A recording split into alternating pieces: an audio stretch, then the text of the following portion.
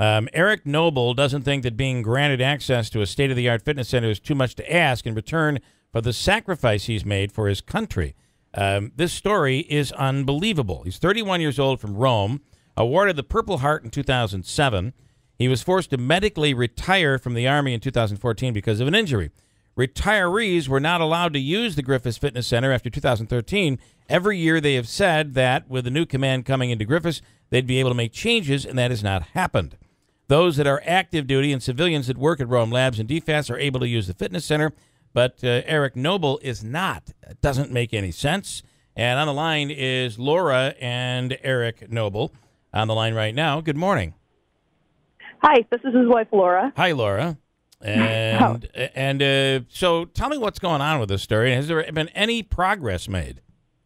There has been some. I started the petition, and we have close to 3,000 signatures from people, all over the country, from here to California. We have Gold Star families on there.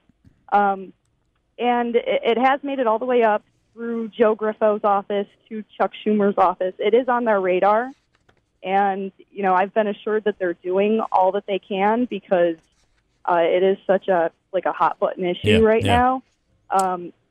They told me that they have meetings planned with the command at Griffiss. However, I wasn't given, a timeline. It is the government. They kind of work at their own speed. Yeah. So we're hoping, it would be great before Veterans Day to get a response. I mean, what a great... So who makes the decision on this, by the way? Well, it's pretty complicated. When I started it, I knew it was going to be difficult. I didn't know it was going to be this difficult. Yeah. It's really hard to get a straight answer as to who decides. So I have been told that the funding is appropriated, which means the retirees are not allowed in. So it would have to require an act of Congress to change it. Wow. Then I've been told that it is a problem with the insurance policy on the gym not covering retirees. And then I've also been told that the command at Griffiss, meaning like the higher up officers, like the colonels, the wing commanders, they decide who comes in. So I would be surprised though that if wing commanders and colonels are saying no, just on their own. A Purple Heart recipient. Right. Yeah. I heard, I've heard that during the sequestration is when they kicked out the retirees, and it had something to do with funding. My whole gripe with it is that if you tell people that it has to do with funding and that there's not enough money, if you or anybody else walked into that gym, you would not believe what's in there. And you cannot cry poverty with one arm and then feast with another. It just can't work like that. And there are people like my husband, the Purple Heart and the deployments, that would mean everything to them to use that facility. My husband, he has terrible hips, plus the brain injury. There's equipment in that gym that is only available there. That gym is probably the nicest gym in the state. Really? And yeah, we're talking about.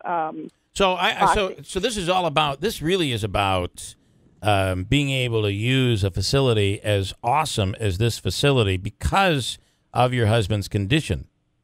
Well, yeah, and also I think as a retiree, you've earned the right. Yeah. You know what I mean? It's something we always say. We should do more for our veterans. We should, we should do this, we should do that. And here's something tangible that is in our power to change. And it's something small, but could make such a difference in somebody like my husband, because he's the face of every guy that we send over there when we say boots on the ground. And then they come back and we turn their backs on them. Yeah. So that is small. That is, and I want to ask you about your husband's injury. So this goes back to 2007. How was he injured, and talk about that injury?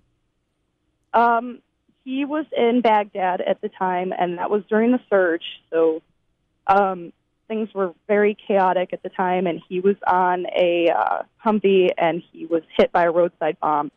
And the blast of the bomb caused his head to hit the plexiglass on the gunner seat, and he was knocked unconscious for 6 days with swelling on the brain and a severe concussion. Wow.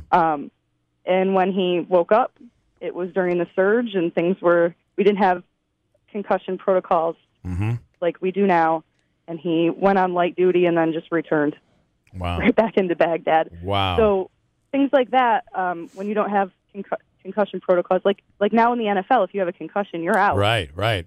Well, that's the NFL. I mean, these are just people that are going to put their lives on the line for their country. It amazes me how we build up and get these guys to serve, and to men and women, and then when they come back, we just kind of like we look the other way. It's like it's all over. Right. That's terrible. You know, it's a popular thing to say, like, support our vets. Right. Here's something that we can do. Here's something, you know, it doesn't even have to be a roadside bomb. It could just be 20 years of dedicated service. And, you know, that's something so easy, a gym. It just seems so small, but to work out with people that are like you, to use machines that could help you. These are so small, but it makes such a big difference. And that was my point in starting the petition. And if me going on a radio show and doing newspaper articles is what it's going to take to change it, then I'll do this every day. You mentioned what's right. Yeah, you mentioned the petition, which is at change.org. So the OD actually had done a story on this. They talked to Tim Jones, who's the community relations manager for EADS. He says the issue is that appropriated funds versus non-appropriated funds. Because this is considered a civilian facility, it's a different situation. That's his explanation. Let me ask you, have you reached out to the Clinton and Trump campaigns to make this an issue? I would wonder if they would jump on this as a veterans issue. Right. Because this has got to affect, obviously, more than your husband, many, many thousands of veterans in situations like this. Across the facilities across the country. Right. Yeah. I have not. I started small, and even just starting the petition, I've had naysayers telling me that it's not going to make a difference because people, you know, like Mr. Jones just saying very cut and dry that it's not up for debate, that it is what it is, the funding is what it is. I refuse to accept that answer because in this country we change laws all the time that don't make sense. Right. That is the point of living in this country, to voice your opinion on what you believe is right. Yeah. And if in the next couple of weeks I get a response from the command at Griffiss and the answer is no, then I will step up and I will reach out to higher officers, higher ranking officials to change because the I'm not going to accept no. I just refuse to believe that a facility like that with boxing rings and golf simulators and indoor tracks and full-size basketball courts, 68,000 square feet. Wow. This isn't just a fitness center.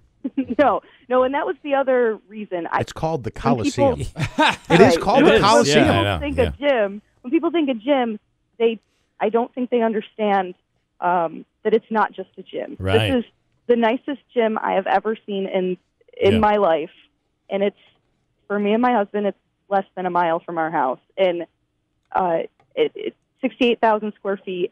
Anything that you can possibly think of is in that gym. They just added a golf simulator, so you can play like they have at the casino. So you can take any course in the world and play. Wow.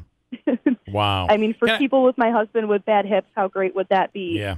For him to play golf there. Play golf. And who gets to use it? So it is currently used by the people, the civilians that work at DFAST, the Rome Labs, and the active duty at EADS. And also, if you're just active duty in general, you can use it. So 3 groups of people. But if you are a retiree... Rome Fire and Police get to use it as well. Is that true? I believe that's the case. I'm hearing from somebody there that they do. Somebody that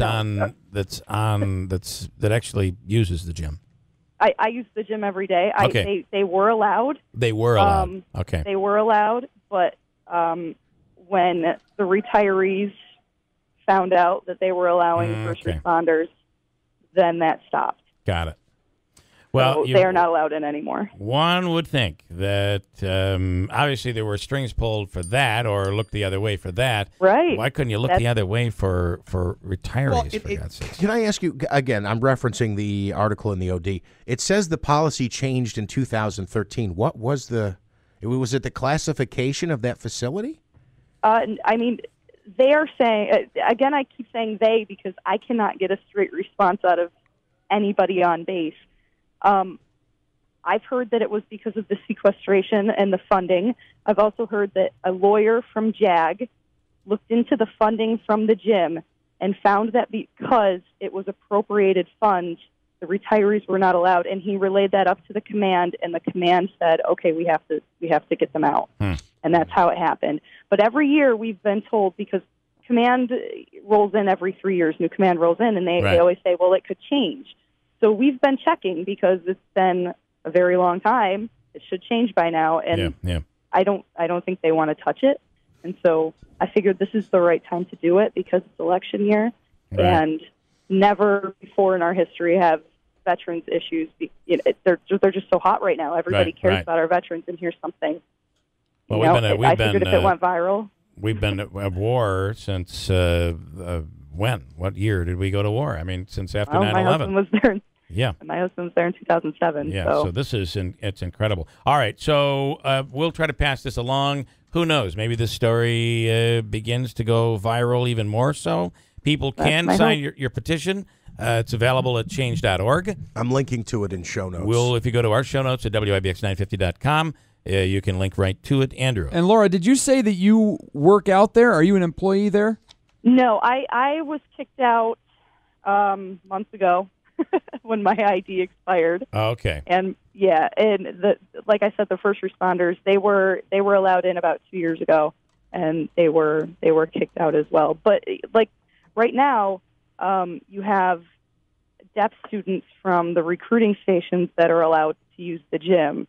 They aren't covered under any insurance policy, and also JROTC cadets who aren't included under the insurance policy. So, and when you hear a fitness center, which is what I'm like, well, it's a fitness center. Couldn't you go to another fitness center? What is the big deal? But then when you're describing this, it's just, this ain't your grandma's fitness center.